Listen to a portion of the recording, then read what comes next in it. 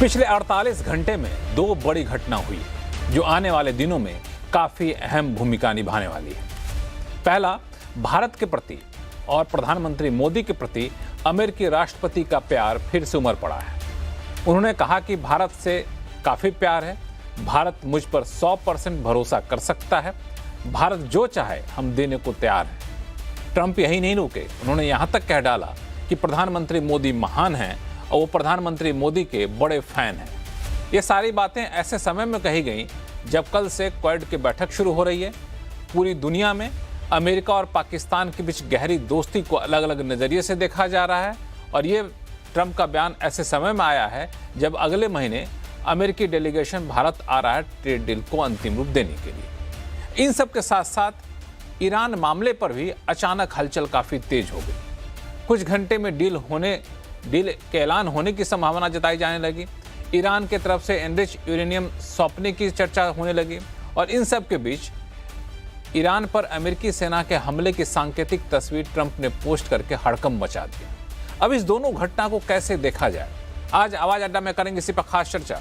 नमस्कार, मैं हूं लक्ष्मण राय और चर्चा में शामिल होने वाले अपने मेहमानों से आपका परिचय कराऊं उससे पहले आपको सुनवा देता हूं कि आखिर अमेरिकी राष्ट्रपति ट्रंप ने भारत और भारत के प्रधानमंत्री मोदी के बारे में क्या कुछ कहा जो पिछले 24 घंटे से चर्चा का विषय बना हुआ है।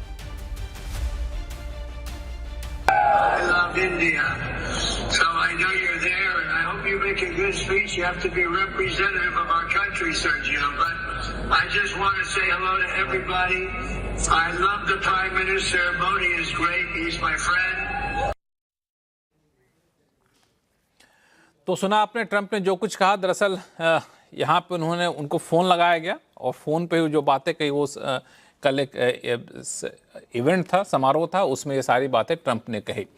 अब इस बातों को कैसे देखा जाए और बाकी कई सारे सवाल हैं जिस पर चर्चा करेंगे। हमारे साथ शामिल हो रहे हैं चर्चा में पूर्व डिप्लोमेट एम्बेसडर प्रभु दयाल साहब, स्ट्रेटेजिक अफेयर एनालिस्ट और पूर्व IAS officer doctor Thomas Matthew साहब, JNU के स्कूल ऑफ इंटरनेशनल स्टडीज के प्रोफेसर स्वर्ण सिंह साहब और लंदन से हमारे साथ जुड़े हैं वरिष्ठ पत्रकार नरेश कौशिक साहब। आप सही मेहमानों का बहुत बहुत स्वागत हमारे शो में। शुरुआत एम्बेसडर दयाल, सबसे पहला मुद्दा तो ट्रंप का ये बयान पहले भी कभी आया था लेकिन बीच में ऐसा लग रहा था कि दोनों देशों के बीच में, दोनों राष्ट्राध्यक्षों के बीच में थोड़ी सी कह सकते हैं कि रिश्तों में जो गर्माहट थी वो गर्माहट थोड़ी सी ठंडी पड़ती दिख रही है। अचानक से ट्रंप का फिर से वही गर्माहट वाला बयान और एक कदम आगे बढ़कर बयान देना, ये क्या संकेत देता है?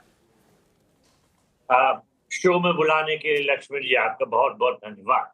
देखिए, ट्रंप साहब ने जरूर कहा कि मोदी जी उनके बहुत अच्छे दोस्त हैं, उनका बहुत आदर सम्मान करते हैं और ट्रंप पे हम 100% भरोसा कर सकते हैं। लेकिन देखिए, ट्रंप साहब तो कई बार कह चुके हैं कि प्रधानमंत्री मोदी जी उनके बड़े नजदीकी दोस्त हैं, उनका वो बहुत आदर करते हैं। लेकिन उनकी कहनी और कथनी में थोड़ा फर्क रहा है। देखिए, प्रधानमंत्री की तारीफ करते करते ट्रंप साहब ने ये भी कई बार कहा है कि इंडिया जो है टैरिफ किंग है, इंडिया जो है डेड इकोनॉमी है, इस तरह की चीजें जिससे हमारे यहाँ लोगों को ठेस पहुंचती है। इसके अलावा उन्होंने बहुत से ऐसी चीजें की जिससे रिश्तों में खटास आई। सबसे पहले उन्होंने जो टैरिफ लगाए, स्टार्टिंग में 25% लगाए, फिर उसके बाद हमारे रशिया से तेल खरीदने के लिए 25% और लगाए तो 50% हो गए।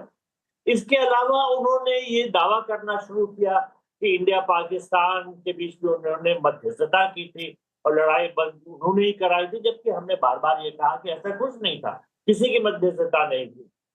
इसके अलावा देखिए, वहां पर कुछ वीजा और इमिग्रेशन लेके जो पॉलिसीज हुई उससे हमारे लोगों का बहुत नुकसान हुआ। जैसे H1B वीजा के जो एप्लीकेंट्स हैं उनमें ऐसे कंडीशंस लगा दी गई, इतनी फीस बढ़ा दी गई कि बहुत से जो एप्लीकेंट्स थे उनके वीजा नहीं हो पाए। और H1B वीजा एक ऐसी स्कीम थी जिससे सबसे ज्यादा फायदा भारतीयों को होता था। लेकिन कुछ चीजें हुई हैं जिनसे अब अमेरिका का रुख बदल सकता है।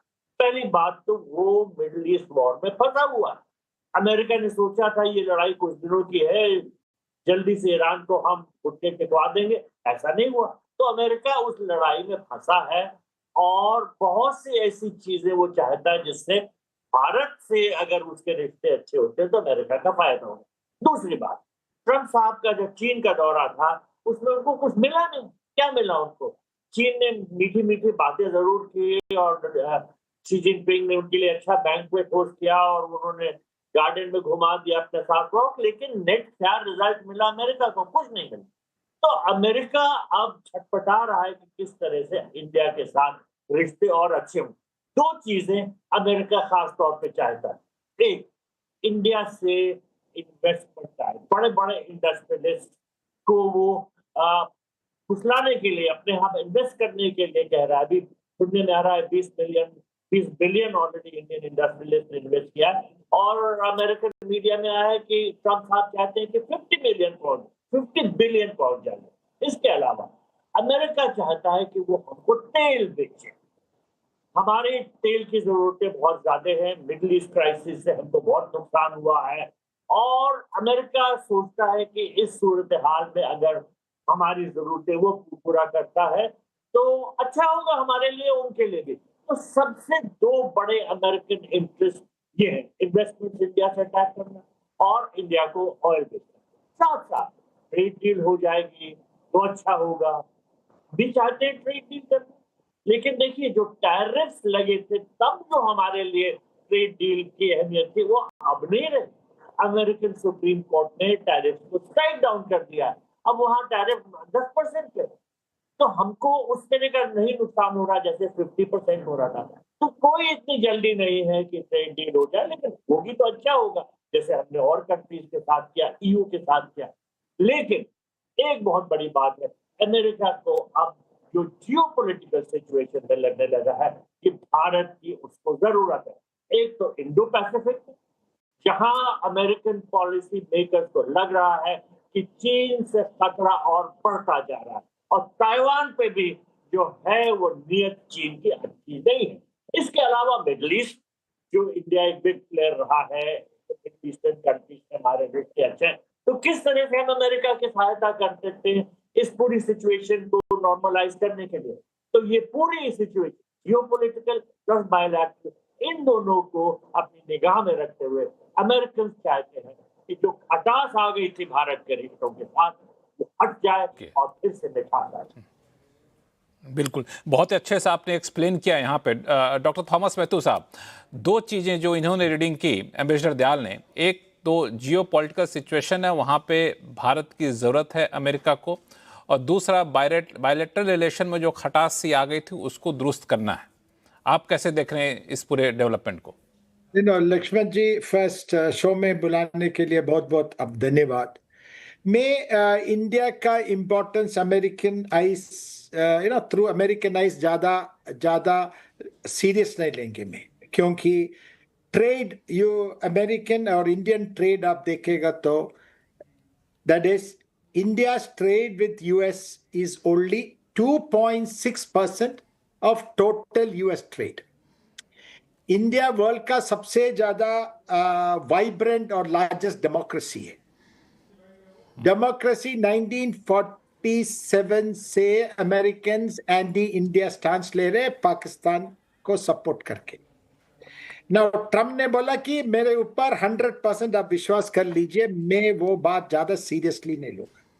और अमेरिकन्स को अभी इंडिया का ज्यादा स्ट्रैटेजिक इंपॉर्टेंस मेरे को नहीं लगता है।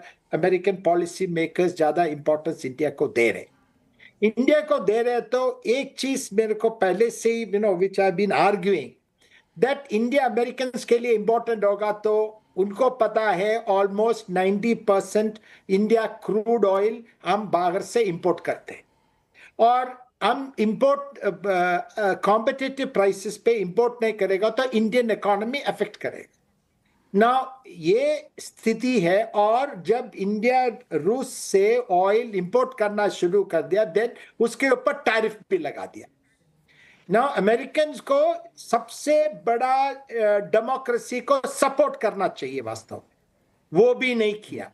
आप क्या स्ट्रैटेजिक पार्टनरशिप आप बात कर रहे हैं? I don't understand that. सबसे एंड देन उसके ऊपर टैरिफ लगा के हमारा टेक्सटाइल इंडस्ट्री, एक्सपोर्ट इंडस्ट्री को बहुत बहुत नुकसान हो गया है ना। माय क्वेश्चन इज, ये सब कहने की बात है, can you believe Trump when he says 100%? Let me ask you a question, कोई ट्रम्प को 100% विश्वास करता है क्या?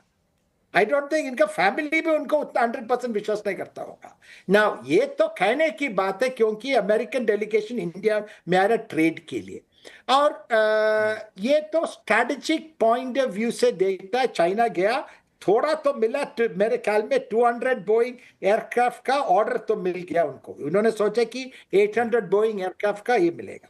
Now India US strategic relation, जब तक इंडिया का ट्रेड यूएस का के साथ इंक्रीज होके इंडिया अमेरिका का 3rd या 4th largest trading partner from US point of view, India से नहीं, इंडिया का largest trading partner is the US ना। यूएस का 3rd या 4th लार्जेस्ट ट्रेडिंग पार्टनर जब तक नहीं होता, आई डोंट थिंक ये India US strategic partnership corporation, इसका मीनिंग क्या है? सी ये सब बस वर्ड्स है क्या? अमेरिका इंडिया को कुछ भी arms that is technology transfer किया? Is there any local production? कोई लोकल प्रोडक्शन है? मेरे ख्याल में तो there is not even a single item. तो ये स्ट्रैटेजिक बसवर्ड है, बट मोदी जी तो is respected throughout the world. I mean he says Modi ji is a great friend, वो तब सही है, बट आई डोंट थिंक ये प्रैक्टिकल सिचुएशन में एक्चुअली इंडिया का बेनिफिट कैसे होगा। I don't think so. I think India has to be very very careful with the words of Trump. This is my view. Professor Swaran Singh साहब, कि Trump के इन बयानों को प्रैक्टिकल के से दूर रखा जाए, प्रैक्टिकल में जो होगा वो बिल्कुल डिफरेंट होगा, और ये बयान बिल्कुल अलग अलग चीज़ें हैं, दो अलग चीज़ें हैं, दोनों को मिक्स ना किया जाए। ये कहना है डॉक्टर मैथ्यू साहब का। ये इसलिए इम्पॉर्टेंट है क्योंकि हम ट्रेड डील करने जा रहे हैं, अगले महीने से वहाँ से नेगोशिएटर आ रहे हैं।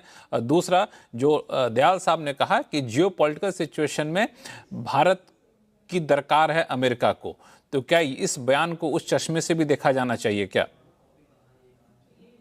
बिल्कुल लक्ष्मण जी, आपने ठीक कहा कि राष्ट्रपति ट्रंप की जो लगातार टिप्पणियां कभी एक तरफ और कभी दूसरी तरफ आती रहती हैं, उनकी बजाय शायद हमें तथ्यों पर आधारित करना चाहिए विश्लेषण कि भारत और अमेरिका के संबंधों का क्या नया रुख सामने आ रहा है।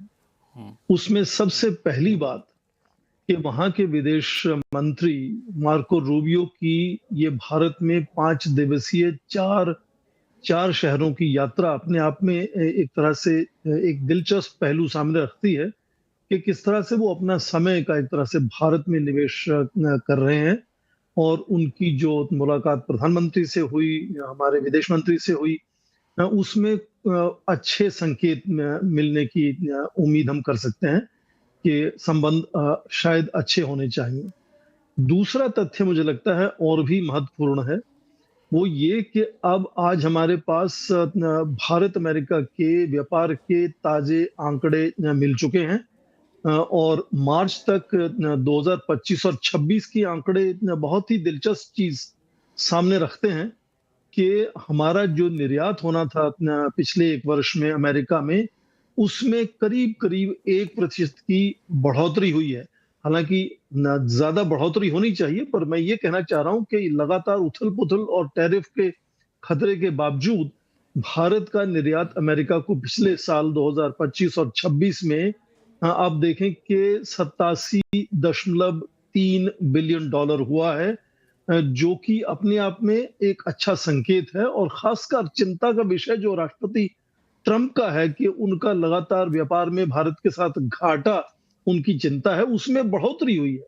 करीब 18% वो जो घाटा है वो बढ़कर अब 58 बिलियन डॉलर हो गया है।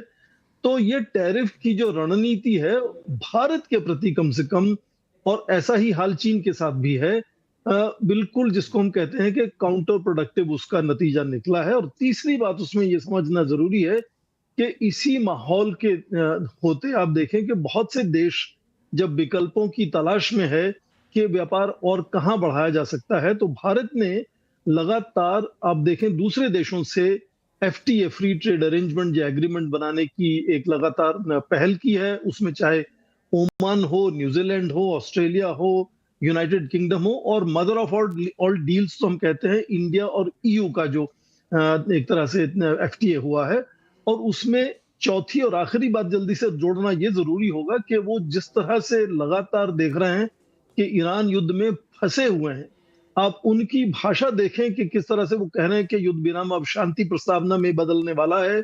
पर वहां के ईरान के जो तेहरान में वहां के जो विदेश मंत्रालय के और खासकर जो वहां के संसद के स्पीकर हैं वागाई, और उनके विदेश मंत्री जब बातचीत करते हैं तो उनके स्पोक्स पर्सन जो हैं इस्माइल बकाए, वो लगातार कह रहे हैं कि हमारी तरफ से कोई इस तरह की सहमति नहीं हुई है। वो कह रहे हैं कि जो MOU जिसकी बातचीत लगातार मार्को रूबियो भी कर रहे हैं, उसमें केवल 60 दिन का युद्ध विराम की बात हो रही है, उसमें परमाणु अस्त्र नहीं बनेंगे। ईरान पे मैं चाह रहा था प्रोफेसर स्वर्ण सिंह सर, मैं चाह रहा था कि और वो मैं चाहता कि ईरान पे थोड़ा सा हम लोग अगले हिस्से में बात करेंगे।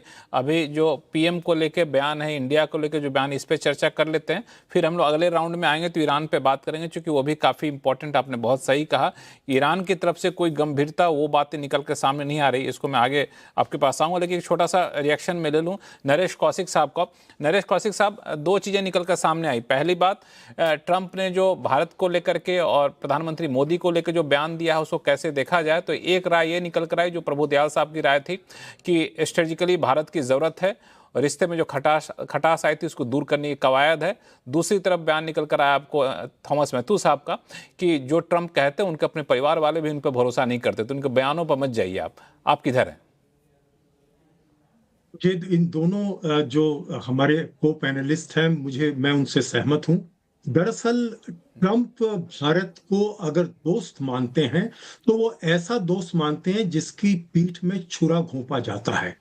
जिस तरह से उन्होंने भारत को पिछले साल भर में कमजोर किया है, जिस तरह से उन्होंने पाकिस्तान को बढ़ावा दिया, जिस तरह से उन्होंने जो कोड को जो कमजोर किया है, यानी उनको भारत में आना था इस सम्मेलन में, शिखर में शामिल होने के लिए कोड के, वो इसलिए हुआ ही नहीं कि ट्रंप वहां पहुंचे नहीं, और उसमें उन्होंने अपना ही नहीं अपने बाकी जो मित्र देश हैं उनका भी नुकसान किया है।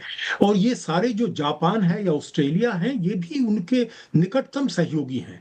तो ट्रंप जो हैं अपने निकटतम सहयोगियों की पीठ में छुरा घोंपने वाले दोस्त हैं। उन्होंने जिस तरह से नेटो में यहाँ यूरोप के देशों को कमजोर किया है, और इससे मुझे नहीं लगता कि वो अमेरिका का भी बहुत कोई भला कर रहे हैं, क्योंकि उनकी पिछले साल भर की जो नीतियां हैं उसमें नुकसान ही उसमें हुआ है। अब ये ईरान की, जिस पर हम विस्तार से बाद में बात करेंगे, लेकिन इसमें ये देखिए कि इससे भी भारत को नुकसान हुआ है।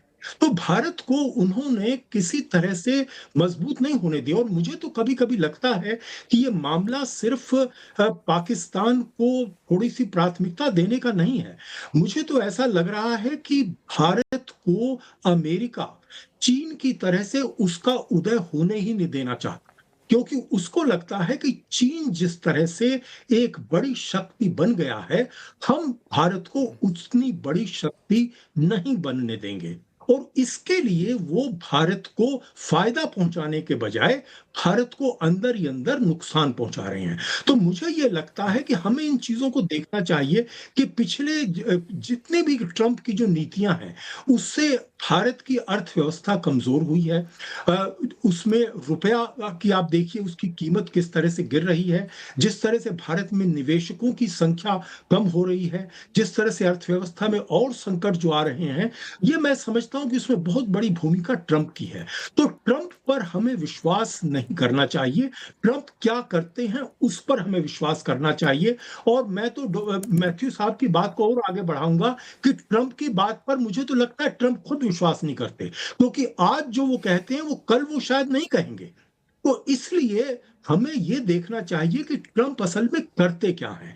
अब जो उन्होंने रूबियो को भेजा है, ये जरूर है कि भारत से बहुत सारे उनके प्रशासन के ही लोग ये कह रहे हैं कि भारत को हम नजरअंदाज नहीं कर सकते, भारत एक बड़ी शक्ति है। चीन की अर्थव्यवस्था की स्थिति बहुत कमजोर है, भारत की तो इस समय है ही, लेकिन चीन की इस तरह से कमजोर है कि उसका जो मॉडल है, इकोनॉमिक मॉडल, वो फेल हो गया, वो एक्सपोर्ट ओरिएंटेड है, और वहां की जनसंख्या की जो समस्या है वो भारत में नहीं है। भारत जो है एक अवसर हो सकता है पश्चिम के लिए, खासकर अमेरिका को अगर अपने रिश्ते वो सुधारे तो इसमें अमेरिका का अपना भी फायदा होगा। लेकिन मुझे ये देखना है कि क्या ट्रंप वाकई ऐसा करते हैं क्या, या ये विजिट सिर्फ क्योंकि वो अब पिछले बार नहीं आ पाए थे कोर्ट के सम्मेलन में, कल वो कोर्ट का सम्मेलन भी हो जाएगा, लेकिन करते क्या है।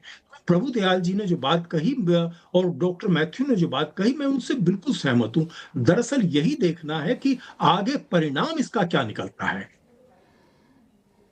ये आगे परिणाम क्या निकलता है ये इसको देखना होगा। लेकिन एक सवाल एम्बेसडर दयाल साहब, जब ट्रंप ये कह रहे हैं कि भारत के लिए भारत हम पर 100% भरोसा कर सकता है, भारत जो चाहे हमसे ले सकता है, तो जो चाहे हमसे ले सकता है, जैसे मैंने ये लाइन सुनी तो मुझे ट्रेड डील की याद आ गई।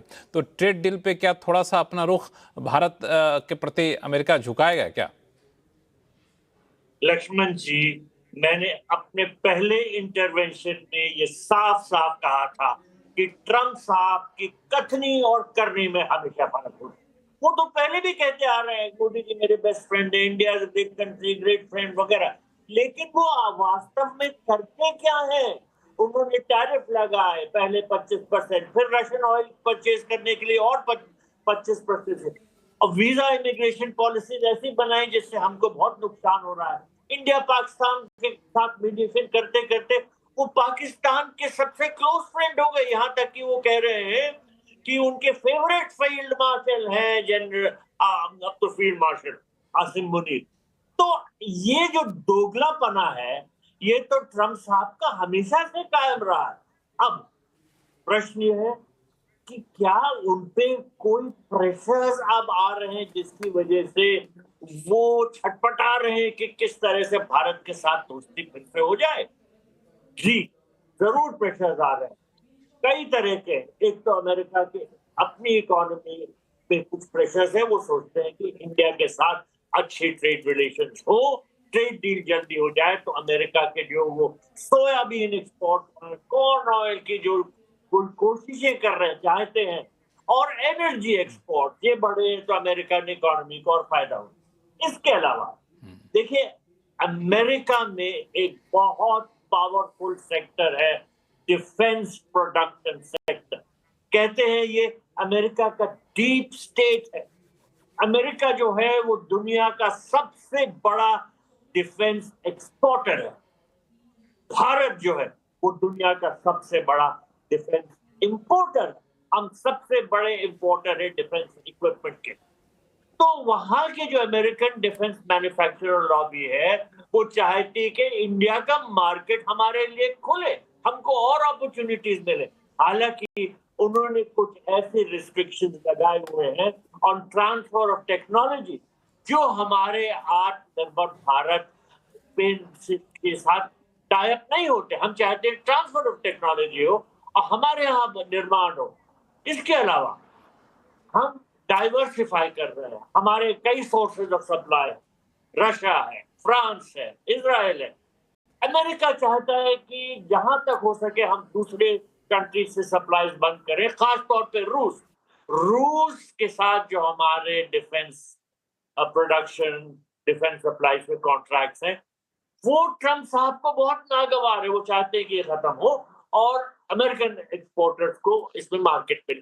तो डिफेंस सेक्टर एक ऐसा है जिसमें प्रॉफिट मार्जिन बहुत होते हैं, एक्सपेंसिव होती है, जो आपको फायदे होते हैं वो बहुत बड़े होते हैं। तो ट्रंप साहब जो है वो छोटी मोटी चीजों के लिए सोच रहे हैं, वो बड़ी बड़ी चीजों को सोच रहे हैं और हर तरह से वो प्रेशर लगाते रहेंगे। ये भी कहेंगे कि भाई हम 100% हम आपके साथ हैं, आप हमसे जो लेना चाहिए, लेकिन वास्तव में वो क्या करते हैं ये हमें देखना होगा। मुझे नहीं लगता कि कोई खास हम उनसे उम्मीद कर सकते हैं, कोई खास उनकी नीतियों में परिवर्तन देख सकते हैं, क्योंकि वो तो अमेरिका और खासतौर पे अपना पर्सनल इंटरेस्ट देखेंगे। देखिए पाकिस्तान के साथ क्यों नजदीकी हुई, उनको वहां बिजनेस डील्स मिली, क्रिप्टो करेंसी की मिली, रेयर अर्थ की मिली, जिसमें ट्रंप फैमिली का फायदा हुआ है। तो क्या हम इस तरह के फायदे उनको देंगे? नहीं, हम एक स्ट्रेट पॉलिसी फॉलो करेंगे। पाकिस्तान की तरह गंदी पॉलिसी नहीं फॉलो करते जिसमें प्राइवेट पार्टीज का कुछ बहुत फायदा। तो ले देखे ट्रंप साहब जो कहते रहे 100% में इंडिया के साथ हूं, हम पे पूरा बिलीव करो। मेरे विचार में हमारे यहाँ पॉलिसी मेकर फूक फूक कर पिएंगे जो प्याला ट्रम्प साहब आगे पेश करें। तो ये कहूँगा कि आपने कहा भाई साहब कि भारत को जो चाहिए हम देने को तैयार हैं, तो आप जो ट्रेड डील में जो हम बातें कह रहे हैं उन बातों को मान लीजिए। आसिम मुनीर को आपने गोद में बैठा रखा, उसको हटाइए, बेकार का आदमी और बहुत धोखेबाज आदमी है। थॉमस मैथ्यू साहब, हमारी बात मानेंगे ट्रम्प साहब? साहब जो बोला, I think 100% I am in agreement with what he said, 100%। एक जगह कहने की बात है, सी आदमी को ना, जो he is not to be जज by his words, he has to B जज बाय हिज एक्शंस। ये सब ड्रामा है। सी अमेरिकन डेलीगेशन अभी आ रहा है, तो इंडियंस को थोड़ा सा ना एनेस्थीसिया दे रहा है। He is trying to mollify you, calm you, so that you take a little easier stance. मेरे ख्याल में जब तक Trump American president for another maybe 2.5 3 years, India US relationship ज्यादा ट्रैजेक्टरी पे नहीं जाएगा। That is my personal view. Like Prabhu Dayal Sahab ने बोला कि ट्रांसफर टेक्नोलॉजी इन आर्म्स कहाँ है, बट उसका ऑपोजिट आप देख लीजिए, S-400 ट्रम्प वो वर्ल्ड का one of the best anti that is missile systems है। जब इंडिया वो रशिया से खरीद रहे थे, अमेरिकन बोला कि सैंक्शन इंपोज करेंगे। मैं एक चीज सिंपल चीज पूछ रहा हूं, who is America to sanction India sovereign decision? I mean क्या है? It doesn't make sense to me. I mean, it's like saying America दादा है कि only what America says. जब अमेरिका बोलेगा कि रशियन ऑयल खरीद लो, आप खरीदो। जब बंद करो, वो सी अमेरिका डस ना, अमेरिका इंटरनेशनल लॉ का रेपोजिटरी नहीं है। That is they are not United Nations. तो ट्रम्प का वर्ड्स को ज्यादा इंपॉर्टेंस मैं नहीं दूंगा, but at the same time हमें हार्ड कोर नेगोशिएट करना पड़ेगा। अमेरिका से सिर्फ buyer seller relationship arms industry में बिल्कुल नहीं होना चाहिए। जैसे प्रभु दयाल साहब ने बोला, हम अमेरिका से ये खरीदेगा तो उसके साथ साथ ट्रांसफर ऑफ टेक्नोलॉजी और लोकल को प्रोडक्शन भी करना चाहिए, जैसे फ्रांस कर रहे हैं, जैसे रशिया कर रहे हैं। So similarly we have to do. मैं ये वर्ड्स को ज्यादा इंपॉर्टेंस नहीं देगा, ये एंटरटेनमेंट वैल्यू है। According to me, that you ask me anything, 100% मैं आपको देगा, इससे ज्यादा इंपॉर्टेंस मैं नहीं दूंगा। चूंकि आप इंपॉर्टेंस देना नहीं चाहते हैं तो मैं इस पे आगे चर्चा नहीं करूंगा। अब जो सबसे ज़्यादा दुनिया देख रही है वो है आपको ईरान वॉर को लेकर के। अब कुछ देर पहले स्वर्ण सिंह साहब ने इसकी चर्चा छेड़ ही दी थी कि उनको लगा था कि इन बातों पे बहुत ज़्यादा तवज्जो देना नहीं चाहिए। तो स्वर्ण सिंह साहब, आप ही से शुरू करता हूँ कि ये ईरान को लेकर आखिर क्या समझ नहीं आ रहा है कि वीकेंड तक में स्थिति ये आ रही थी कि बस कुछ एक घंटे की बात है, डील हो जाएगी, एक सीज फायर को कुछ देर के लिए बढ़ा देंगे, ईरान एनरिच्ड यूरेनियम को सौंपने को तैयार हो गया है, लेकिन घंटों बीत गए, दिन बीत गया, कुछ ऐलान हुआ नहीं। और ऊपर से ट्रम्प साहब ने पोस्ट कर दिया कि ईरान पे अमेरिकी सेना हमला कर रही है, तो सांकेतिक तस्वीर ही थी। तो ये तो और ज़्यादा हड़कंप बच गया, कह कुछ और रहे हैं और अचानक से पोस्ट करके धमकी भी दे रहे हैं। आखिर माजरा क्या है, आप क्या रीड कर रहे हैं? मैं फिर से वही बात कहूंगा कि उनके बातों पर आप ना ध्यान दें, अमेरिका क्या कर रहा है उस पर ध्यान देंगे। तो उसमें देखें कि पाकिस्तान तो लगातार जुड़ा ही हुआ है मध्यस्थता की कोशिश में, इसीलिए 2 दिन पहले field marshal Asim Munir Tehran में थे। पर एक बदलाव उसमें जो आया है मध्यस्थता में वो ये कि आज ईरान की संसद के जो स्पीकर हैं मोहम्मद गालिबाफ और वहां के विदेश मंत्री अब्बास अरागची, आज वो कतर में है और कतर के सीनियर लीडरशिप की बातचीत ओमान से लगातार हो रही है। तो ये मध्यस्थता में वापस आप देखें ओमान और कतर फिर से सक्रिय हो गए हैं। और जिस तरह से भारत का 5 दिन का दौरा अमेरिका के विदेश मंत्री का है, तो जाहिर है कि भारत क्या उसमें कुछ योगदान दे सकता है, इस पर भी बातचीत होगी। हालांकि जाहिर है कि भारत अपनी, जैसा ट्रंप ने एक समय में कहा था कि सारे साथी देश अपनी सेनाएं भेजकर उनके ब्लॉकेड में मदद करें, भारत उस तरह का कोई कदम नहीं उठाएगा। पर हाँ, डिप्लोमेसी में भारत लगातार परोक्ष रूप से जुड़ा हुआ है और योगदान दे भी सकता है, उसमें कोई दो राय नहीं है।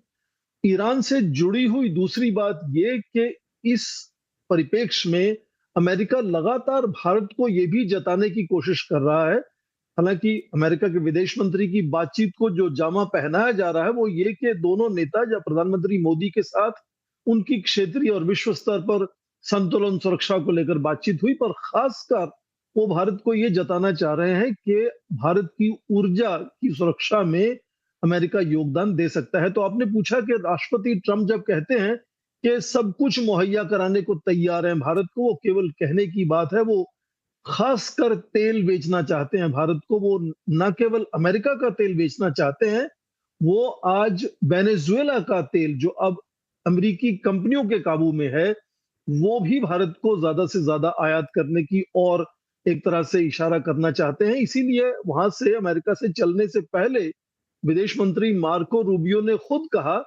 कि वेनेजुएला की कार्यकारी राष्ट्रपति डेल्सी रोड्रिगस भारत की यात्रा इस महीने के अंत से पहले करेंगी और ऊर्जा को लेकर, तेल के आयात को लेकर एक बड़ी बातचीत उसमें हो सकती है। तो मुख्य तौर पर जो अमेरिकी राष्ट्रपति का या उनकी टीम का जो उद्देश्य है भारत से जुड़ने का, उसमें सबसे बड़ा मुद्दा यह है कि वो न केवल अपने तेल का निर्यात भारत में बढ़ाना चाहते हैं, बल्कि आप देखें कि वेनेजुएला का तेल भी भारत में वो निर्यात करवाना चाहते हैं। हाँ, उसमें जाहिर है कि यातायात में या आप इंश्योरेंस को लेकर बात करें, शिपिंग की बात को लेकर थोड़ा हमें महंगा पड़ सकता है, पर यह भी ध्यान रखना होगा कि भारत आज तीसरे या चौथे स्थान पर है ये रिफाइंड ऑयल के निर्यात को लेकर। तो यदि भारत बहुत ज्यादा आयात कर पाता है वेनेजुएला या अमेरिका से तेल का, तो उसके साथ साथ हमें बहुत ज्यादा ध्यान इस पर नहीं देना कि वो 18 मई को उन्होंने एक बार फिर 30 दिन का एक्सटेंशन दिया कि भारत रूस का तेल खरीद सकता है। भारत किस तरह से इस वक्त फॉरेन एक्सचेंज रिजर्व्स को अपना तेल का निर्यात करके सुदृढ़ कर सकता है, आयात तो करता ही है बड़े स्तर पर, वो तालमेल मुझे लगता है कि उस पर क्या सहमति बनती है वो ज्यादा आवश्यक होगा। और क्या विदेश मंत्री अपनी 4 जो क्वाड का बैठक है उसमें कुछ संकेत दे सकते हैं कि कब शिखर सम्मेलन होगा। हाल ही में अपने जो साक्षात्कार मार्को रूबियो ने दिए हैं टेलीविजन पर, उन्होंने कहा कि इस साल शायद उनको पूरी उम्मीद है कि राष्ट्रपति ट्रंप भारत आएंगे और ये शिखर सम्मेलन क्वाड देशों का भारत में इस बार हो जाएगा। और यहां तक ईरान की बात उन्होंने कही, उन्होंने कहा महीने नहीं लगेंगे, केवल सप्ताह लगेंगे। पर यदि रुख ईरान का देखें तो बहुत लगातार कड़ा रुख बना हुआ है, उनकी तरफ से कोई संकेत नहीं है कि किसी तरह का अभी कोई शांति एक तरह से बनने वाली है इन दोनों देशों में। वो केवल युद्ध विराम की बात कर रहे हैं कि केवल युद्ध विराम पर हमारा ध्यान है, और क्या हमारे यूरेनियम एनरिचमेंट जो स्टॉक पाइल है वो हटेंगे, कहाँ जाएंगे, कैसे होगा, या हम परमाणु अस्त्र बनाएंगे नहीं बनाएंगे, स्ट्रेट ऑफ हॉर्मुज खुलेगा नहीं खुलेगा। ईरान कह रहा है कि स्ट्रेट ऑफ हॉर्मुज का प्रबंधन किसी और देश की जिम्मेदारी नहीं है, ये केवल ओमान और ईरान का विषय है, और वो आपस में लगातार बात कर रहे हैं। तो यदि आप देखें कि ईरान का रवैया किस तरह से है, तो शायद इसी तरह से जब उनको बहुत ज्यादा तलखी होती है तो राष्ट्रपति ट्रंप ये फिर से धमकी दोहरा देते हैं कि उनकी सेनाएं फिर से हमला करने को तैयार है, और उसके संकेत जमीन पर कोई नहीं है, बिल्कुल नहीं है। वो केवल लगातार इस कोशिश में है कि किस तरह से इस युद्ध से वो अपना पीछा छुड़ा सकें, क्योंकि वहां उनको कोई बड़ी सफलता नजर नहीं आ रही। युद्ध दोबारा से शुरू भी हो जाता है तो अमेरिका के लिए कोई बहुत बड़ी सफलता वहां सामने होने वाली कोई उसका संकेत नहीं है। इसलिए वो केवल वहां से एग्जिट स्ट्रेटजी में पूरी ध्यान दे रहे हैं, और क्या भारत उसमें कुछ योगदान दे सकता है, शायद इस पर भी लगातार बातचीत होगी। भारत मुझे नहीं लगता कि इसमें कोई सक्रिय योगदान देगा या फिर खुल करके सामने आएगा, क्योंकि भारत की जो रणनीति रही उस कि हम निष्पक्ष रहेंगे और शांतिपूर्ण समाधान देखेंगे, तो उसी पर मुझे लगता है भारत अडिग रहेगा। क्योंकि बहुत सारे जियोपॉलिटिकल इक्वेशन है, उसमें पता नहीं भारत के रुख में कोई परिवर्तन आएगा कि नहीं आएगा। लेकिन एक बात आपने बड़ा सही कहा कि अमेरिका के पास पाने के लिए बहुत कुछ नहीं है, तो जल्दी जल्दी अपना पीछा छुड़ाना चाहता हो अमेरिका, शायद इस वजह से ऐसे पोस्ट करके एक दबाव बनाने की रणनीति है। और मुझे लगता है कि ईरान के पास भी अब खोने के लिए बहुत कुछ बचा नहीं है। जितने दिन तक उलझा कर रखेगा अमेरिका को, उसको कोई वैसा नुकसान जितना होना तो हो चुका है। नरेश कौशिक साहब, मुझे ऐसा लगता है कि पिछले कई हफ्ते से ट्रंप बयान देते हैं और अमेरिका के मीडिया में उसकी काफी चर्चा होती है, और हमेशा इस तरह की के सब्जबाग जैसे दिखाए जाते हैं कि अब समझौता होने वाला है। ये हम कई बार सुन चुके हैं, कई बार उस समझौते की जो डिटेल्स हैं वो भी आ जाती हैं, लेकिन आगे कुछ बात नहीं बढ़ती। और उसके पीछे सीधी सीधी वजह वही है जो प्रोफेसर स्वर्ण सिंह ने जिसकी तरफ इशारा किया, कि ईरान जो भी वो शर्त लगा रहे हैं उसके लिए ईरान तैयार नहीं है, और ईरान को इस समय ईरान का पलड़ा भारी है। ईरान दरअसल जानता है कि अमेरिका इस युद्ध से बाहर निकलना चाहता है, और वो जिस तरह का फेस सेविंग फार्मूला ट्रंप चाहते हैं वो ईरान उसको देने को तैयार नहीं है। क्योंकि आपको याद होगा जो सबसे बड़ा मुद्दा इस लड़ाई के लिए था वो ये था कि परमाणु हथियार जो हैं अब ईरान के पास नहीं होने चाहिए, और तब से ये हालात अब बदल चुके हैं। अब ईरान जो है अपने जो एनरिच यूरेनियम का जो स्टॉक है वो अपने यहां से बाहर निकालने को तैयार नहीं है। इसकी बात वहां के अब तो नरमपंथी नेता भी ये बात करने लगे हैं कि नहीं, हम इस पर कोई अभी समझौते के मूड में नहीं है। और उसके पीछे सीधी बात यह है कि आईआरजीसी जो असल में ईरान पर कंट्रोल किए हुए है वो बिल्कुल साफ कह चुकी है कि हम एनरिच यूरेनियम को वहां से जाने नहीं देंगे। तो अब ये हो रहा है कि अब उसके बिना आप समझौते की बात कर रहे हैं। अब ये कह रहे हैं कि आप ये जो है युद्ध विराम है ये जरा और लंबा कर दीजिए, एक तरह से पक्का जैसा कर दीजिए, बाद में हम हमला नहीं करेंगे इसकी भी गारंटी दे देते हैं, और आप स्ट्रेट ऑफ हॉर्मूज को खोल दीजिए और इस पर समझौता कर लीजिए, और उसमें ये कह दीजिए कि हम ये जो इस पर जो बात होगी परमाणु मामले पर उस पर बाद में होगी। इस पर मुझे लगता है कहीं ना कहीं कोई समझौता होगा। पहला जो शुरू में जो लग रहा था, जो शुरू में जो अमेरिका दबाव डाल रहा था कि परमाणु मुद्दे पर सबसे महत्वपूर्ण है उस पर वो नहीं झुकेंगे, अब लगता है अमेरिका पहले ही झुक गया है। और उसकी वजह यह है कि ईरान इस समय ज्यादा ताकतवर है, और इसके अलावा उसने देख लिया कि पाकिस्तान जो हो सकता है कि कोई दोगुली नीति अपना रहा हो। पाकिस्तान जो है दरअसल ईरान में अमेरिका के ट्रंप के दूत के तौर पर काम कर रहे हैं। तो ये भी एक बड़ा मुद्दा है। यही एक वजह है कि ईरान ने जो ये मध्यस्थता का दायरा थोड़ा सा बढ़ाया है। उसमें जो कतर में जो आज जो बातचीत हो रही है उसके पीछे ये भी वजह है, क्योंकि कई बार आप जानते हैं अभी इस वीकेंड भी जो है फील्ड मार्शल मुनीर साहब वहां थे, लेकिन कुछ निकला नहीं। तो बल्कि जो लग रहा था कि अब तो समझौता होने ही वाला है, बस दस्तखत के लिए गए हैं, तो फिर वही बात हुई जो 2 हफ्ते पहले हुई थी, फिर भी वो खाली हाथ लौटे हैं। तो मुझे नहीं लग रहा कि इतनी जल्दी कोई समझौता होने वाला है। ये दरअसल जो 2 हफ्ते पहले बात जहां से शुरू हुई थी वहीं खत्म हो रही है। एक मुद्दा जो परमाणु हथियार को लेकर के है, एनरिच यूरेनियम को लेकर के है, जिसको लेकर के अमेरिका बिल्कुल अड़ा हुआ है कि आपको तो ये सौंपना ही होगा, ये परमाणु कार्यक्रम आपको बंद करना होगा। बीच में खबर आई भी थी वीकेंड में कि ईरान परमाणु हथियार कार्यक्रम रोकने को तैयार हो गया है, एनरिच यूरेनियम किसी तीसरे देश को सौंपने को तैयार हो गया है, लेकिन अचानक से फिर उस पर कोई सहमति बनती दिख नहीं रही है। क्या ईरान इसके लिए तैयार होगा? क्या सबसे लाख टके का सवाल आज की तारीख में यही है, सीज फायर होने के लिए या फिर युद्ध विराम के लिए? इस पर आपका जवाब लूंगा। एम्बेसडर दयाल और थॉमस मैथ्यू साहब, आपका छोटे से ब्रेक बाद लौटते हैं तो आप लोग से इस पर आपकी राय जानूंगा। नहीं जाइएगा।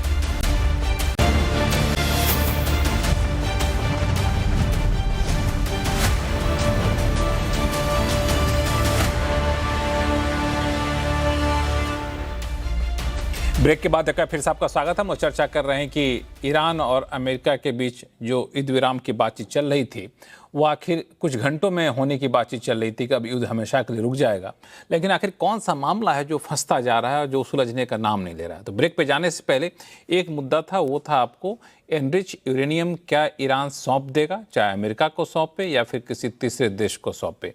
अपने परमाणु हथियार नहीं बनाने की बात पर मान लेगा कि हम नहीं बनाएंगे या फिर नहीं मानेगा? क्योंकि यही एक ऐसी बात है जिसको लेकर ट्रंप अड़े हुए हैं कि इसको तो मानना ही होगा, लेकिन ईरान की तरफ से अब तक कोई औपचारिक संकेत नहीं मिले हैं। थॉमस मैथ्यू साहब, शुरुआत आपसे। आपको क्या लगता है कि ईरान मानेगा इस बात को या फिर ईरान अपने रुख पे अडिग रहेगा और ईरान के पास इसके ऑप्शन हैं क्या? लक्ष्मण जी, जैसे American secretary of state Rubio ने बोला after coming to India, he says a nuclear agreement 72 hours napkin के पीछे लिख नहीं सकता।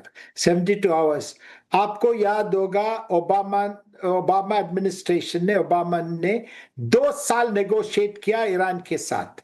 सो ये न्यूक्लियर इश्यूज वैसे कॉम्प्लिकेटेड होता है हर समय, बट मेरे को कहने का यही है कि this is what I believe, that enrich uranium के मामले में अमेरिकन पीछे हटेगा नहीं।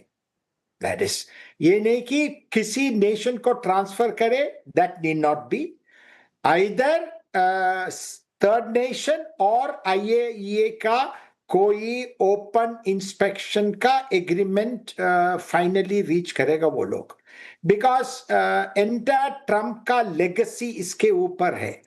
अभी भी रिपब्लिकन पार्टी का हार्डलाइनर्स उनको ऑलरेडी क्रिटिसाइज करना शुरू किया है, सेइंग दैट जो स्टार्ट किया खत्म करो।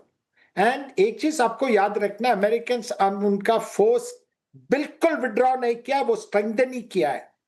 सो न्यूक्लियर मामले में अकॉर्डिंग टू मी वो नेगोशिएशंस होगा, बट इनको एनरिच यूरेनियम इनको रखने नहीं देगा, बिकॉज यूएस लॉबी भी अमेरिका में इतना स्ट्रांग है, बिकॉज सबको पता है ईरान का intention is to make nuclear weapon, वो तो करने नहीं देगा।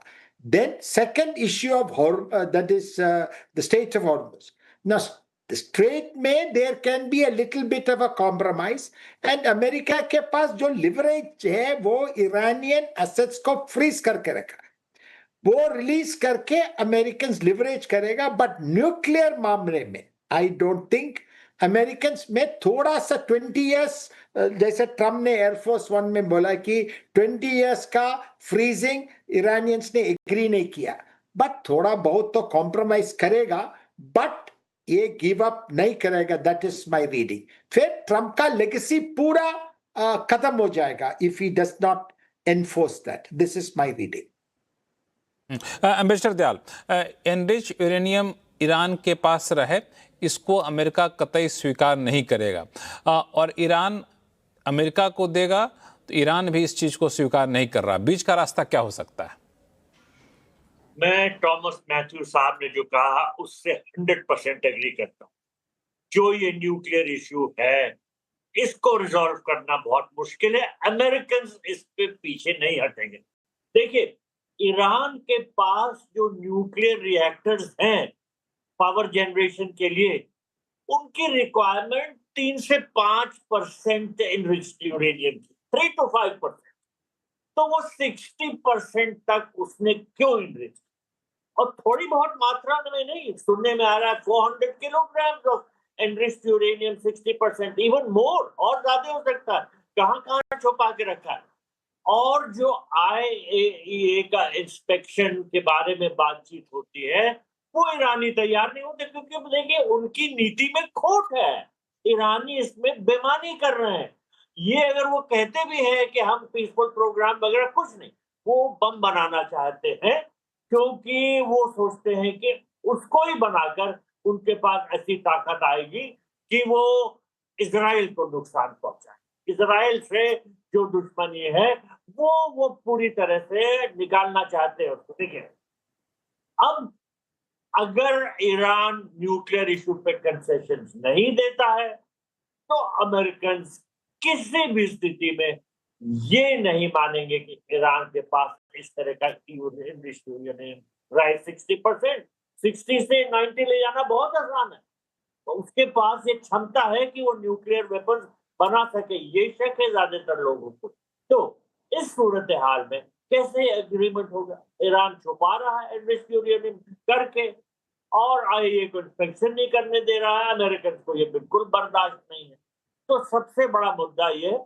इसके अलावा देखिए और भी हैं, जैसे ईरान चाहता है कि उसके ऊपर जो सैंक्शंस लगे हट जाएं, उसके जो इतने बड़े-बड़े एसेट्स वहाँ अमेरिका में फ्रीज करके रखे हैं गल्फ में, वो सब रिलीज किए जाएं। अमेरिका अपने बेसेस वाइंड अप कर दे। लेबनान में जो इजरायली अटैक हो रहे हैं वो बंद हो जाए, सीज फायर लेबनान में भी लागू हो जाए। ट्रंप ये चाहते हैं कि होर्मुज खुले, ईरान को भी शायद होर्मुज को खोलने ये की सब तो इच्छा है, नेगोशिएशन क्योंकि टेबल ईरान पे का बहुत नुकसान हो रहा है। ये सारी बातें तो ऐसी हैं जिसको अमेरिका को छोड़ने में बहुत ज़्यादा स्ट्रेटेजिक नुकसान नहीं है। ठीक है, आपके ऊपर जो सैंक्शन लगाए हटा दें, आपके एसेट को हम डिफ्रीज कर दें, आप हमारी बातों को मान लीजिए। लेकिन सवाल ये है प्रोफेसर स्वर्ण सिंह साहब कि मान लिया जाए ईरान अपनी बातों पे अड़ा रहता है कि हम एनरिच यूरेनियम आपको नहीं देंगे, सौंपेंगे, परमाणु कार्यक्रम भले ही कुछ साल के लिए हम रोक दें, न तो आपको सौंपेंगे न तो हम किसी थर्ड पार्टी को सौंपेंगे, तो यूएस के पास क्या विकल्प बचता है? क्या अमेरिका हमला करके एनरिच यूरेनियम को हटा सकता है वहां से? ये जहमत उठाएगा? ये जानना बहुत जरूरी है कि इसी यात्रा में विदेश मंत्री मार्को रूबियो ने एक साक्षात्कार में ये कहा कि वहां से यूरेनियम उठाने में अमेरिका सक्षम है। हालांकि मुझे बहुत अजीब लगी ये बात कि युद्ध के बीच में करीब 400 ग्राम या उससे ज्यादा या कम 60% एनरिच्ड यूरेनियम को कैसे निकालेंगे, क्योंकि वो कहाँ है, किस हालत में है, इस पर भी बहुत सी अटकलें लगाई जा सकती हैं। तो उन्होंने दावा जरूर किया। 3 चीजें इस परमाणु मुद्दे को लेकर जानना जरूरी है। सबसे पहले तो ये कि यदि ये 300 या 400 kilogram enriched 60% enriched uranium Iran के पास है, तो उसको वो ये बात मान चुका है, जो इससे पहले joint and comprehensive plan of action हुआ था उसमें वो मान चुका है कि वो उसको डाइल्यूट कर लेगा। और यदि उसको डाइल्यूट करता है तो कम से कम 10 साल के लिए उसको कहीं से भी यूरेनियम मंगाने की जरूरत नहीं पड़ेगी। अपना जो पावर जनरेशन उसको करना होगा उसको डाइल्यूट करके कर सकता है। इसलिए क्या वो ये इस तरह का कोई कंसेशन अमेरिका को देगा? क्योंकि अमेरिका ये चाह रहा है कि ईरान ये वादा करे कि 20 वर्ष तक वो अगले 20 वर्ष तक यूरेनियम एनरिचमेंट नहीं करेगा। तो ईरान जो कि 10 साल तक उसको जरूरत नहीं है, वो केवल 5 साल तक ये इस तरह का वायदा करने को मान रहा है। और दूसरी बात ये कि ईरान उसको ये कहता है कि हाँ, एक समय तक मान लीजिए 5 वर्ष तक वो एनरिचमेंट नहीं वापस दोहराएंगे, पर वो सैद्धांतिक तौर पर एनरिचमेंट करने का जो उनका अधिकार है उस पर बहुत खास तरह से एक तरह से इतने जोर देकर कहता है कि उस पर वो किसी तरह का कंप्रोमाइज नहीं करें। बड़ी जो बात है कि ईरान परमाणु अस्त्र बनाएगा या नहीं बनाएगा, उस पर ईरान कह चुका है कई बार। अली खमेनी खुद कह चुके थे कि ईरान परमाणु अस्त्र नहीं बनाना चाहता, पर यह विषय बिल्कुल विश्लेषण पर आधारित होता है कि हम इस पर विश्वास करते हैं या विश्वास नहीं करते हैं।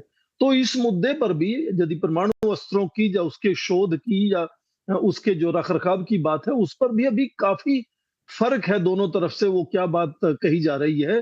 हाँ, सबसे ज्यादा खतरा यदि किसी को है ईरान के परमाणु अस्त्रों से, तो वो अमेरिका को नहीं है, वो मुझे लगता है इजराइल को सबसे ज्यादा खतरा है।